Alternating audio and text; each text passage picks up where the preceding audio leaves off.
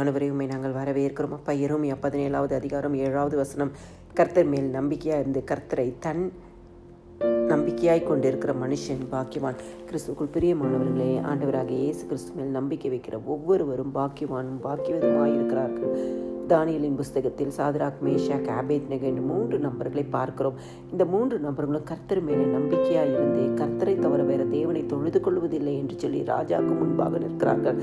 அப்பொழுது அவங்க சொல்றாங்க, நாங்கள் ஆராதிக்கிற எங்கள் தேவன் எங்களை தப்புவிக்க வல்லவராயிருக்கிறார். அவர் எரிகிற அக்னி சூளைக்கும் ராஜாவாகிய உம்முடைய கைக்கும் நீங்களாக்கி விடுவிப்பார் என்று சொல்லி அவர்கள் வைராக்கியமாய் நிற்கிறதை பார்க்கிறோம். கர்த்தர் மேல் நம்பிக்கையாக இருக்கிறது பார்க்கிறோம்.